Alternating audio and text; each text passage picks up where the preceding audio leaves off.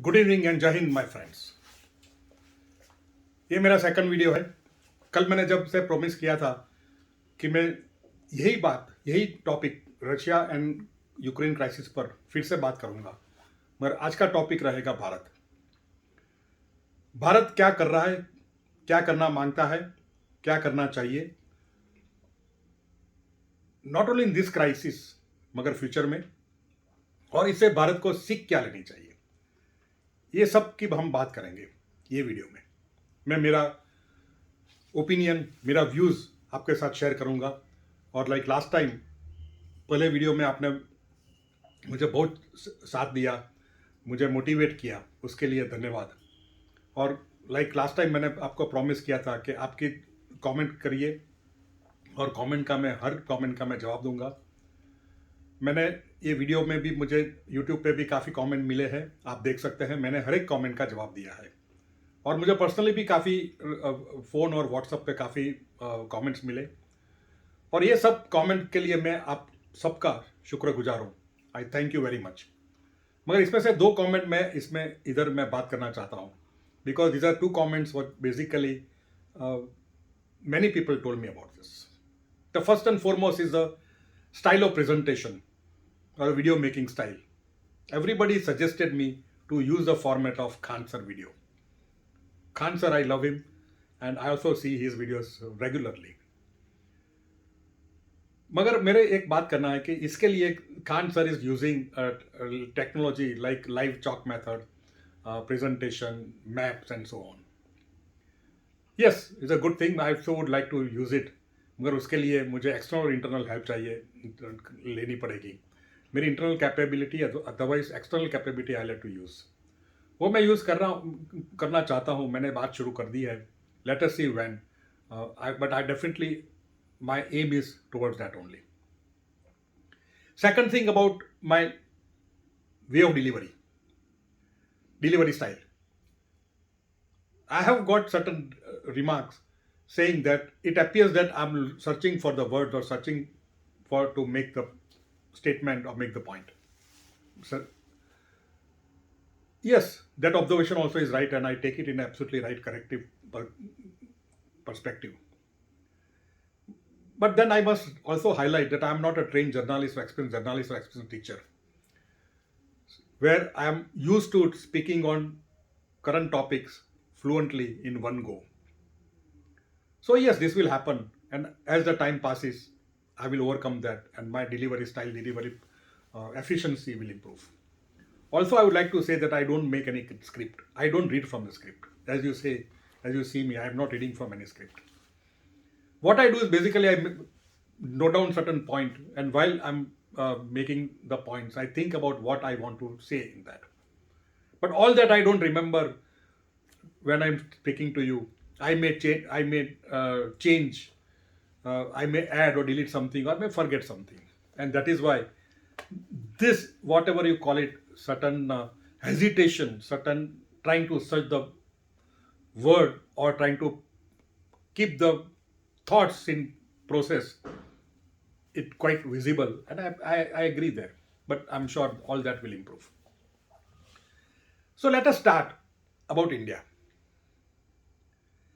I must first of all point out that all the countries have taken the stand what suits them the most, including USA, including Western countries, including India, and I don't see anything wrong in that.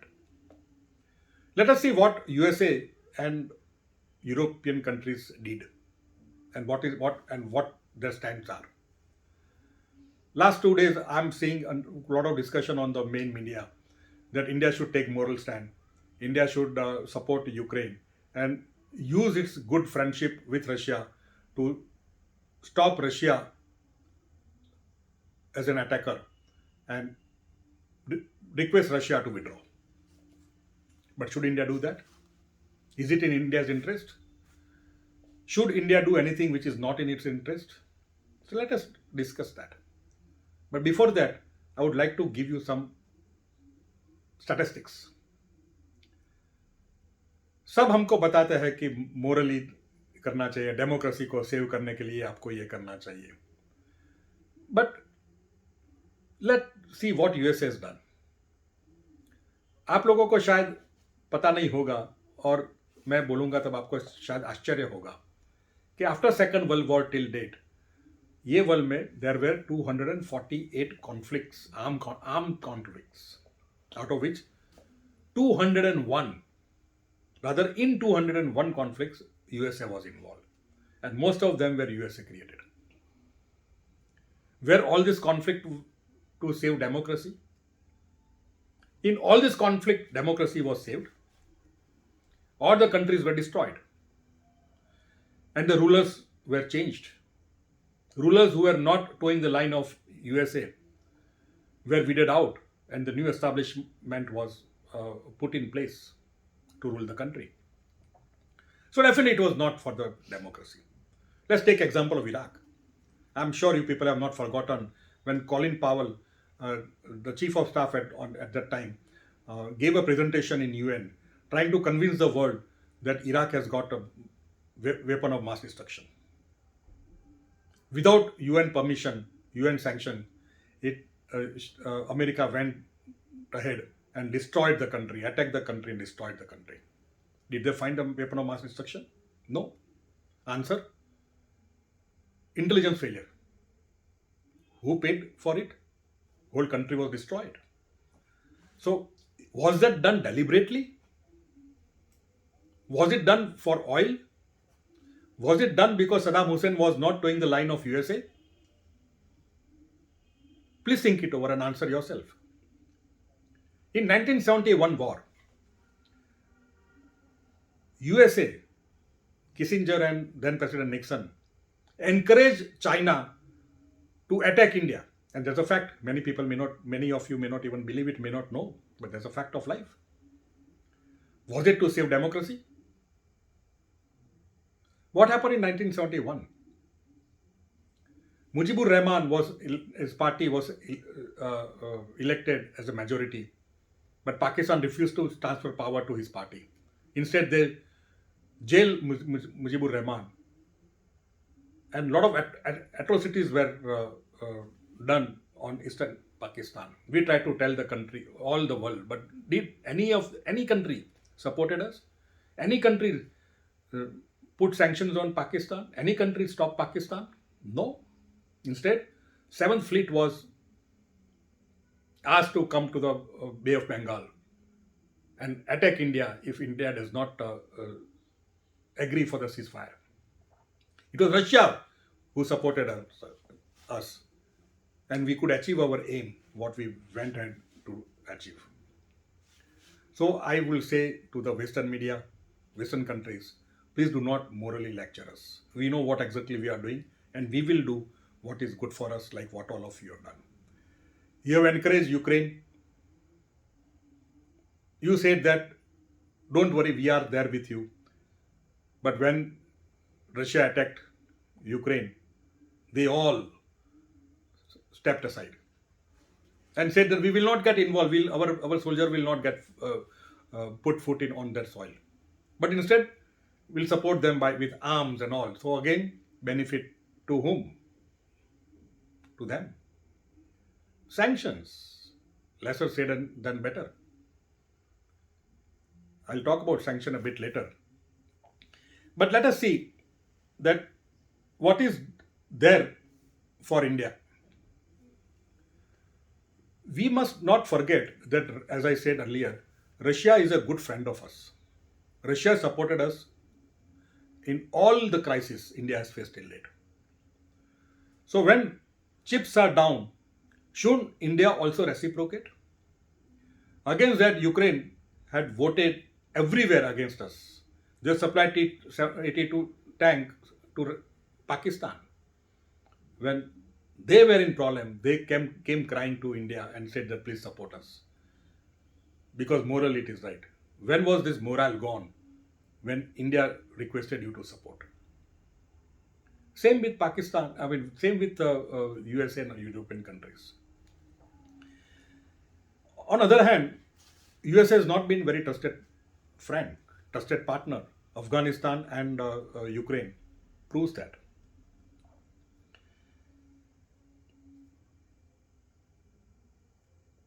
So I would say that to Western countries and to us, that let us not believe in propaganda of Western countries. Let us not carried away about morally what is right and wrong, and let us think of our own interest. So, what is our own interest? As I said, that Russia is a good friend. America is not a trustworthy friend. Remember vaccine episode? When Bharat Biotech created a vaccine and it was approved for manufacturing, they wanted certain raw material from America, and America refused to give the raw material on the smallest pretext. It was India who applied the strong method and twisted USA's arm, and finally we got what Bharat Biotech wanted.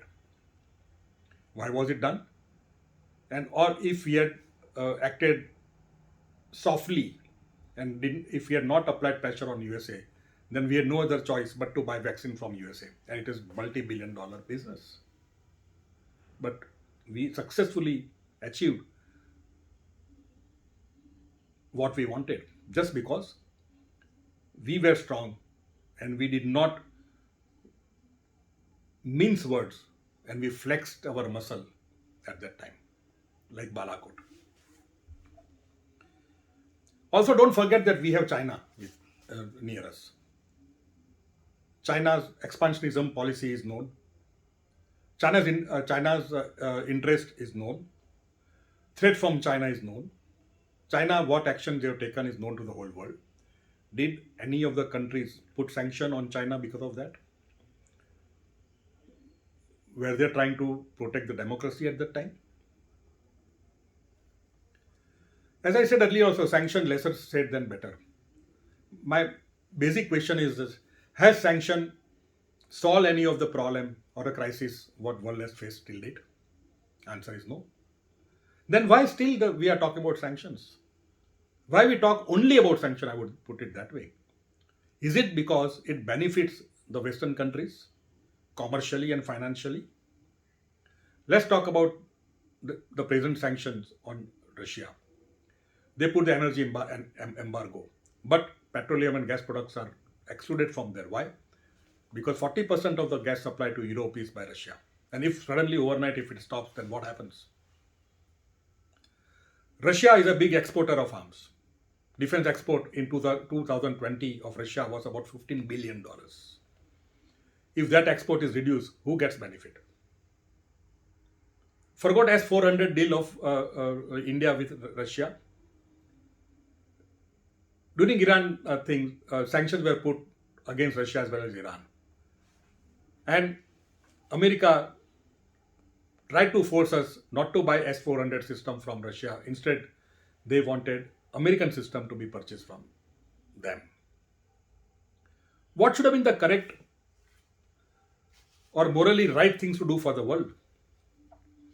Create a scenario by discouraging China and Pakistan so that India does not have to go for such system, such military capability. No, but that will not benefit USA. So, sanctions are basically put on so-called unfriendly nations or the nations which does not toe line of Western countries so that Western country get benefit. Let anything happen to the affected party, like in this case Ukraine. What happened to Afghanistan? What happened to Iraq? The examples are plenty. So what of all this, what is the lesson for us? The first lesson, the way I look at it, is that nobody is going to fight our war. We have to fight our own war, our own battles. And for that, we have to be capable. We have to be strong. Our armed forces to be strong. We should be capable of taking care of our external as well as internal security issues. Please remember, no country has remained truly independent if they are not secured with very, very strong armed forces. Our strong armed forces actually brings peace to your country. If you are not strong, there is no peace in your country. And as I said, examples are plenty. All foreign policy matters. India should have its own interests as topmost in mind. commercial interest in all. Decision should be taken in a way which is right for us, not what is morally right or what is morally wrong. Only what is right for us and what is not right for us. That is the way we should take the decision. And we have a strong armed forces, we have a strong defense, and that should be used as a tool in foreign policy so that we can convince the other country, I'm not saying threatening, but convince the other country that Indian will not bow down and not give up the interests of India. And we have to stand on our feet. And for that, Atmanirbhar Bharat in defense specifically is very, very important.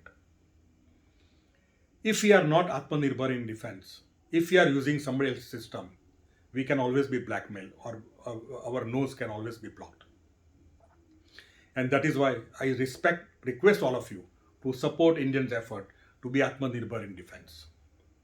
Many people who do not support the establishment are cynically and very much without understanding the issue, start criticizing without any data and reason. I request all my friends, kindly don't do this. Stop this. Atmanirbharta, especially in defense, is very important for India to remain independent.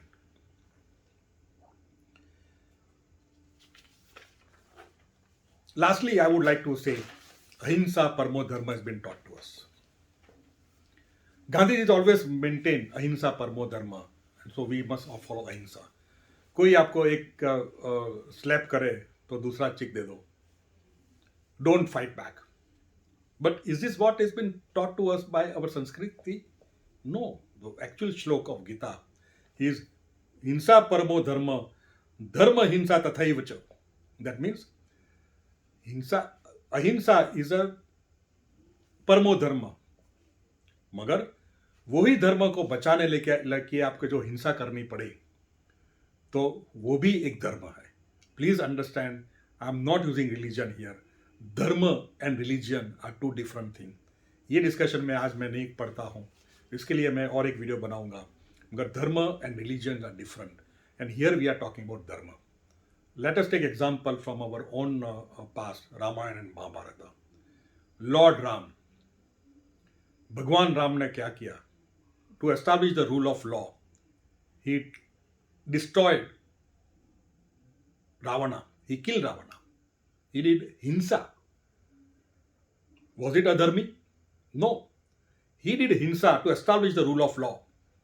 And that is why dharma, he established that to establish dharma, if you do hinsa, it's also a dharma. Mahabharata, Lord Krishna. Mahabharata war was fought for what? To establish the rule of law, establish dharma. The whole Samrajya was destroyed. Many people were killed. But Lord Krishna accepted this, accepted willingly. He encouraged Arjuna and said Gita to us, saying what? Do your duty. धर्म establishment के लिए आपको हिंसा भी करनी पड़े, वो भी धर्म है. And that is what even Chanakya said so. So here let us forget what Gandhiji said. Let us follow Rama, Krishna, who are our God.